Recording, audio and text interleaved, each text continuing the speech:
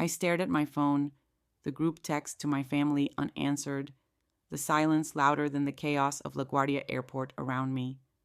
My heart pounded, not from the surgery I'd barely survived, but from the sting of betrayal that cut deeper than any scalpel travelers rushed past, their suitcases clicking against the tiles, while I sat alone on a hard plastic bench, my carry-on bag holding 3 weeks' worth of hospital life at my feet. 3 weeks ago, I'd faced a 60% chance of never seeing another Thanksgiving. The experimental procedure in New York had been my last hope, a gamble to keep my lungs functioning after years of deterioration. I hadn't told my family the full truth, called it a routine checkup to avoid their worry or maybe their inconvenience. Now, as my phone buzzed, the responses shattered something inside me. "We're swamped today, Mom. Just take a cab," wrote my daughter-in-law, Sarah, her words cold and clipped, like a memo from the tech startup she practically lived for.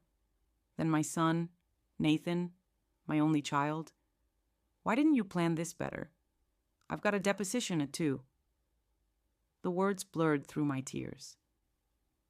If this story of family neglect and unexpected salvation resonates with you, please subscribe to the channel and join me for more stories like mine. You're not alone in navigating these heartaches, and I'd love for you to stay with me on this journey. I was 64, a widow who'd spent decades putting everyone else first.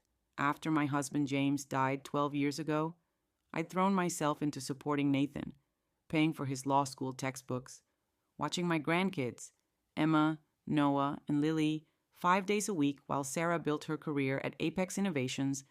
I'd even wired $65,000 for the down payment on their brownstone in Brooklyn, never asking for a cent back. My reward? A suggestion to hail a cab after a surgery that could have killed me. My fingers hovered over the keyboard. I wanted to tell them about the nights in the hospital, the sterile smell of antiseptic, the way the woman in the next bed whispered prayers in Spanish through her pain. I wanted to scream about the moment I nearly coded on the operating table, my chest cracked open, a polymer stent now holding my lungs together. Instead, I typed, "Fine, I'll manage." The words were a lie, bright and brittle, hiding the decision hardening inside me. For too long, I'd been the one who gave, who forgave, who made herself small, that ended today. I opened a new text thread to Dr. Michael Langston, the pulmonologist who'd first diagnosed my condition in Boston before referring me to New York. We'd struck up an unlikely friendship during those early appointments.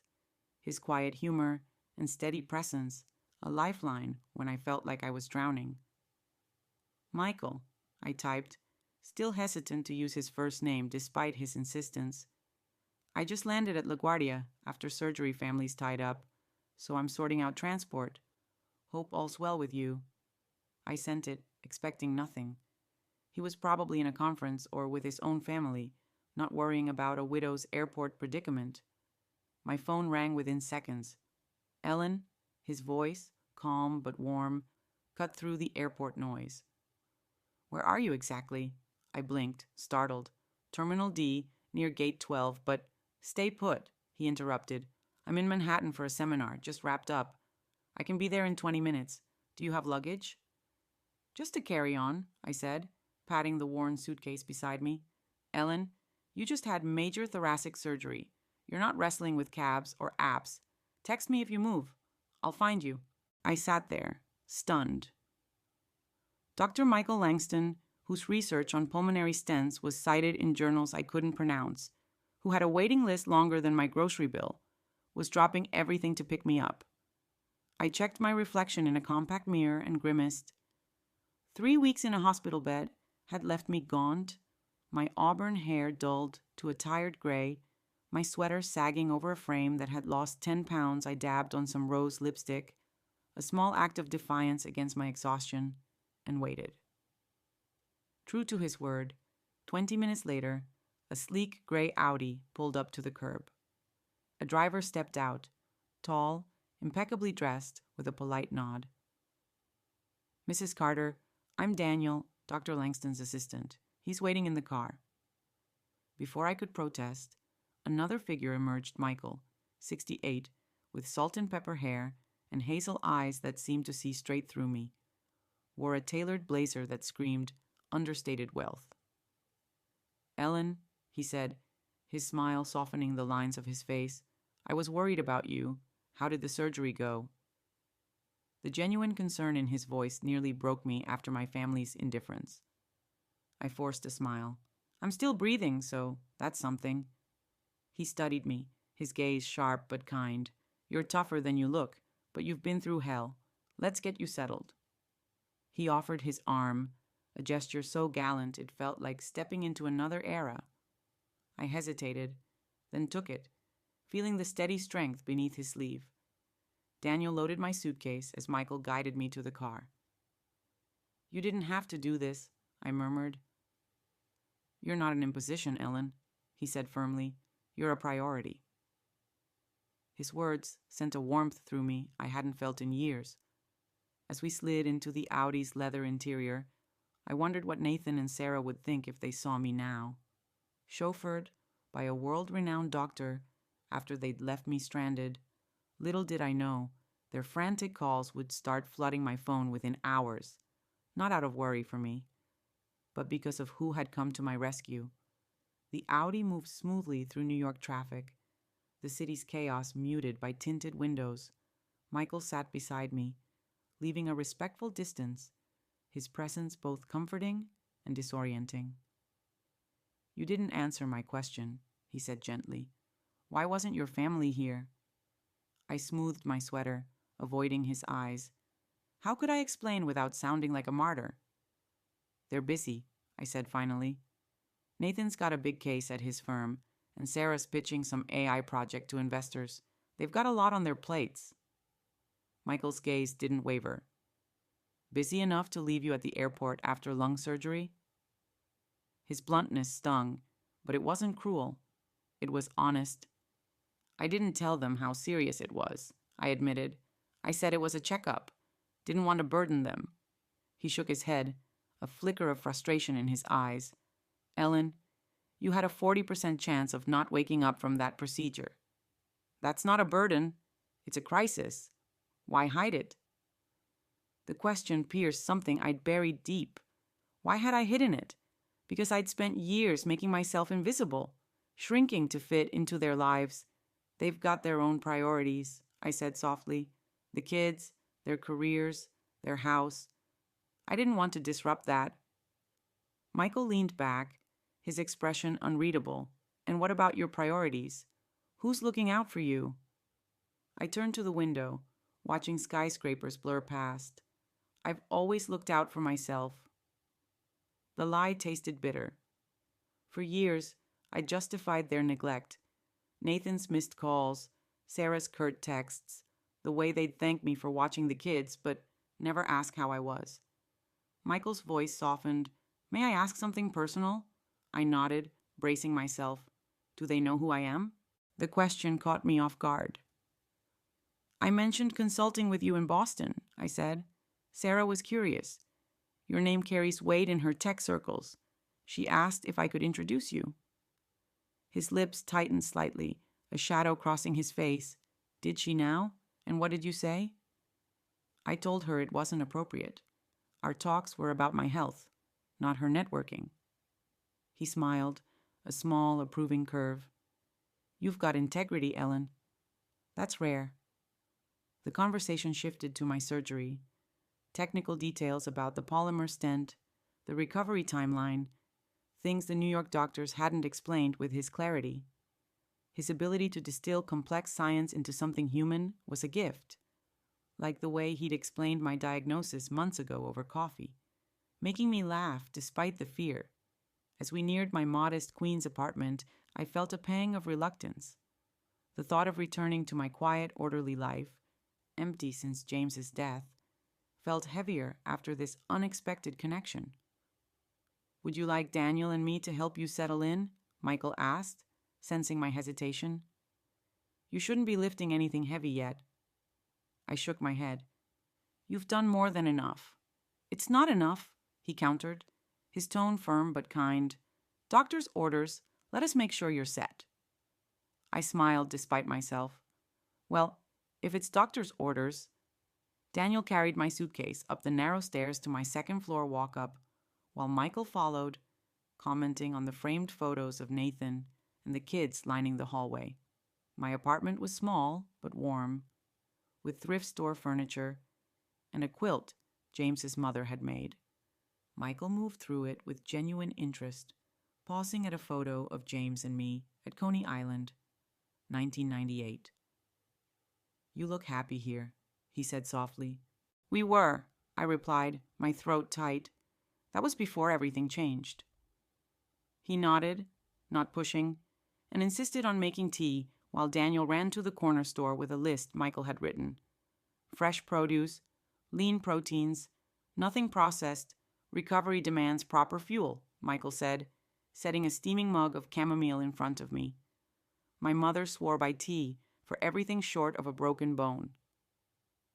The normalcy of it, watching this brilliant man navigate my tiny kitchen, felt surreal, like a scene from a life I'd stopped imagining. Then my phone buzzed incessantly on the counter. I glanced at it.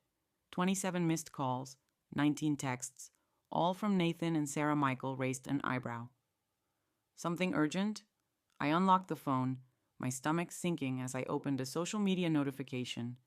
There, posted an hour ago by Michael, was a photo of us in the Audi, his arm steadying me as I stepped out. The caption read, "Privileged to escort my friend Ellen Carter home after her brave fight through groundbreaking pulmonary surgery. A woman of extraordinary strength." The post had thousands of likes already, including a comment from Sarah. "Dr. Langston, that's my mother-in-law. We've been trying to reach you about Apex's respiratory tech project." I looked up at Michael, his expression calm but knowing. "Did you mean to stir this up?" I asked quietly. He set his tea down, a faint smile playing on his lips. "Let's just say I'm aware of your daughter-in-law's reputation in tech circles. She's persistent. This seemed an efficient way to clarify a few things." The realization hit me. Michael hadn't just rescued me from the airport. He'd made a move, deliberate and calculated, to shift the dynamics of my family's neglect. "You knew who Sarah was?" I said, not a question. "Her emails, 12 of them in 3 months, reached my office. I declined her invitations to Apex events." His tone was matter-of-fact. "But I didn't connect her to you until you mentioned her job. This post? It's a message. To her. And to you." "A message?" I echoed, my heart racing, not from surgery but from the audacity of it all. "That you're not invisible, Ellen," he said softly, "and that I value our connection, regardless of anyone's agendas." My phone kept buzzing. Nathan's name flashing now, I silenced it, a small act of rebellion. "Let's finish our tea," I said, meeting Michael's gaze. "The world can wait." By evening, the calls had doubled. I watched the notifications pile up with a strange detachment, like observing a storm from a safe distance Michael and Daniel had left, after ensuring my fridge was stocked and my medications were organized in a sleek dispenser with a handwritten note. "Call me anytime. Ellen day or night. M." The note, in his precise handwriting, rested on my nightstand, a quiet promise. When the doorbell rang, sharp and insistent, I wasn't surprised. Nathan and Sarah stood on my stoop, their faces a mix of agitation and forced concern. Nathan, in his lawyer suit, spoke first. "Mom, we've been calling all day. Why didn't you answer?" I stepped aside to let them in. I was resting per doctor's orders. Sarah's eyes darted around, taking in the pill dispenser, the stack of medical papers on my coffee table. "Resting with Dr. Michael Langston?" she asked, her tone too casual. I settled into my armchair, folding my hands. "He was kind enough to help when you couldn't." Nathan flushed. "Mom, we didn't know it was serious. You said it was a checkup." "Did I?" I replied, my voice steady. "It was a pulmonary stent procedure. There was a 40% chance I wouldn't make it. Dr. Langston was my consulting physician in Boston." The truth landed like a stone. Sarah recovered faster, her PR instincts kicking in. Why keep that from us? We would have been there. Would you? I asked, my gaze unwavering. Like you were there when I broke my wrist 2 years ago, and you sent a fruit basket instead of visiting? Or when I had bronchitis and you called once to check in between meetings? Nathan looked away, shame flickering across his face. Sarah pressed on, her smile tight. Dr. Langston seems very attentive. You never mentioned you were friends. We became friends, I said simply. He's a compassionate doctor who cares about his patients. Compassionate enough to pick you up in his Audi? Sarah's tone was sharp, her eyes calculating. That's beyond professional courtesy. Perhaps, I replied. He saw I needed help when my family didn't. The words were quiet but precise, and Nathan shifted uncomfortably. Mom, we're sorry about the airport, he said. We should have been there. I nodded, acknowledging but not absolving. Sarah leaned forward, her voice softening to a practiced warmth. How well do you know Dr. Langston? His endorsement could be huge for Apex's new respiratory tech. I've been trying to reach him for months. There it was, the real reason for their visit, not my health, but their agenda. Well enough, I said carefully, to know he values our friendship, not business opportunities. Sarah's smile faltered. Mom, you don't understand. This could secure our family's future. Emma and Noah's college funds, our mortgage. I thought of Michael's hand on mine, the warmth in his voice when he called me a priority. Some connections, I said, aren't for leveraging. They're just mine. Nathan frowned. What does that mean, Mom? I smiled, remembering Michael's steady presence. It means some things are private, Nathan. Not everything I do is for your benefit. Sarah stood abruptly, smoothing her skirt. We should let you rest, but we need to talk more about this, about Dr. Langston. I rose, feeling stronger than I had in years. We'll talk, but not about him. Good night. As they left, their voices low and urgent in the hallway, I felt a shift inside me. For the first time, I wasn't bending to their needs. I was claiming my own space, my own story. And Michael somehow was part of that.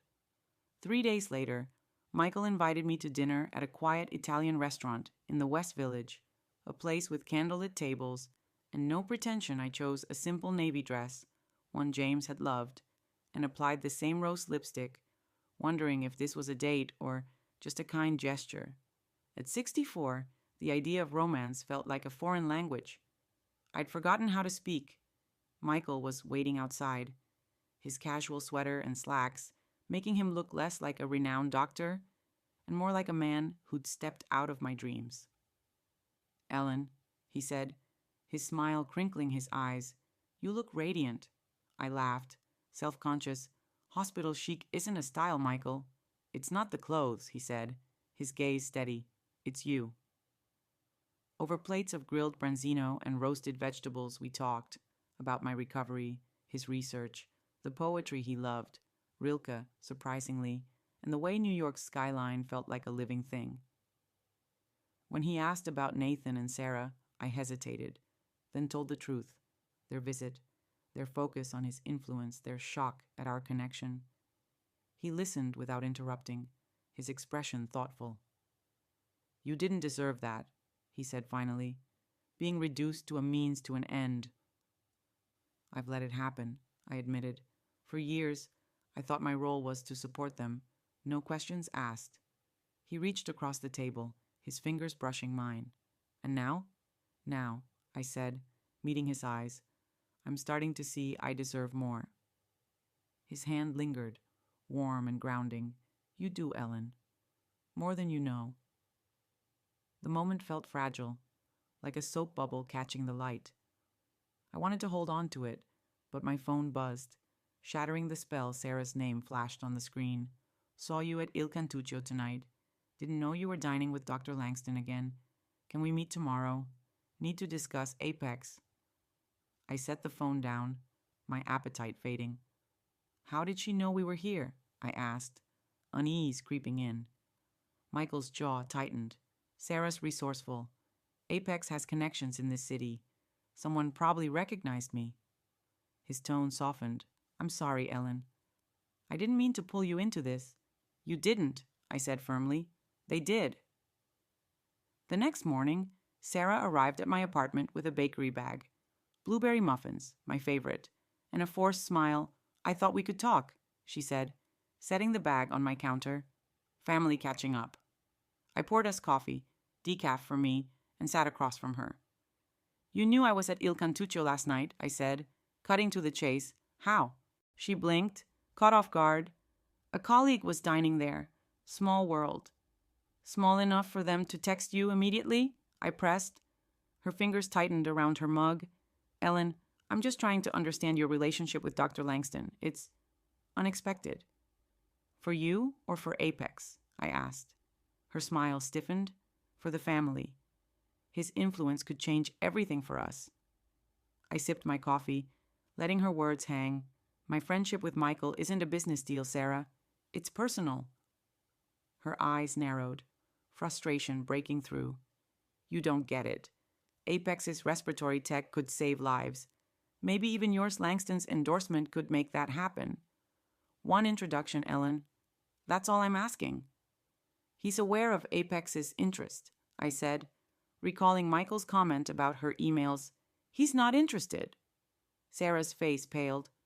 You told him about me? He asked about my family, I said truthfully. I mentioned your job.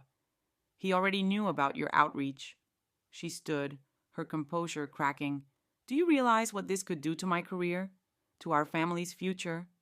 Your family's future, I said quietly, doesn't depend on my friendships. The words felt like a line drawn in the sand. Sarah left soon after, the muffins untouched, her parting words sharp. You're choosing him over us. I didn't respond.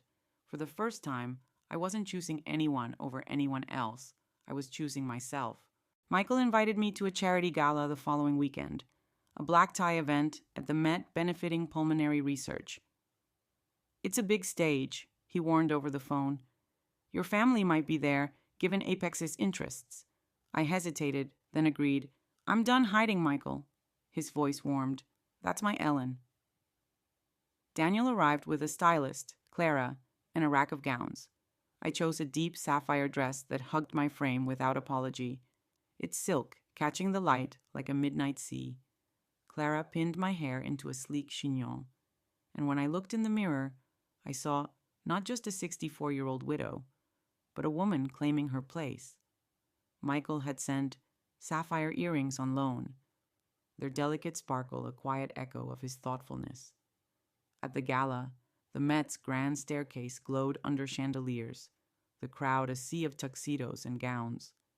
Michael's arm steadied me as cameras flashed. Dr. Langston, who's your companion? A photographer called. He smiled, guiding me forward. Ellen Carter, a remarkable woman. The deliberate ambiguity sparked whispers, and I felt both exposed and empowered. Sarah and Nathan were there, as expected. Representing Apex, Sarah's burgundy gown was flawless, but her smile froze when she saw us. Dr. Langston, she said, extending a hand, what a surprise to see you with family. Michael's tone was polite but firm. Not family, Mrs. Carter. My date. The word landed like a thunderclap. Nathan blinked, stunned. Mom, you're dating him? I'm getting to know him, I corrected, drawing strength from Michael's presence. Sarah's eyes flicked between us, calculating. Well, this is delightful. Perhaps we could discuss Apex's research later, Dr. Langston? I don't mix business with pleasure, he replied smoothly. This evening is about Ellen and pulmonary research, not corporate pitches. Sarah's smile tightened, but before she could press, a woman approached, Dr. Laura Kendrick, Michael's longtime colleague and friend. Ellen, I've heard so much about you, she said warmly, her handshake firm. Michael doesn't bring just anyone to these events. Her words, kind but pointed, underscored the significance of my presence, and I saw Sarah's expression shift to something like panic. The gala unfolded in a blur of speeches, music, and Michael's quiet attentiveness. During a slow dance, his hand warm at my waist, he murmured, "You're holding your own beautifully." I smiled, feeling lighter than I had in years. I'm learning to claim my space. His eyes crinkled. "You're a natural." Later, in the ladies' room, Sarah cornered me. "Ellen, this thing with Langston, it's complicating things for Apex for our family." I met her gaze in the mirror. "My life isn't a tool for your career, Sarah. Michael's made his boundaries clear. So have I." Her voice softened, almost pleading. "He really cares about you, doesn't he? This isn't just professional?" "No," I said simply. "It's real." She looked away, her perfect facade cracking. "I didn't realize how much we'd let you down until now." The admission, small but genuine, caught me off guard.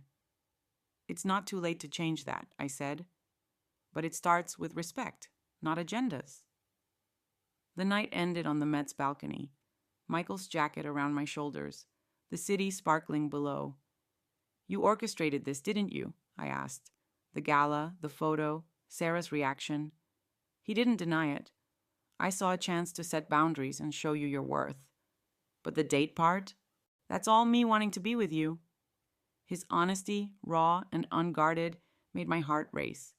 "What happens next?" I asked. He smiled. "We keep going, Ellen. One step at a time." A month later, I sat in my garden, a medical journal open on my lap, a text from Sarah on my phone. "Family dinner tonight. Just us, no business." I smiled, sensing a shift, however small. Michael and I had grown closer. Walks in Central Park, late-night calls, a kiss under my porch light that felt like a promise. At 64, I was writing a new chapter, not as a mother or grandmother, but as Ellen Carter, a woman with her own story. That evening, at Nathan's house, the tension was softer, the conversation halting but honest. Lily, now 18, hugged me tightly. "You're glowing, Grandma. Dr. Langston's good for you." Nathan admitted, "I didn't realize how much we'd taken you for granted, Mom. I want to do better."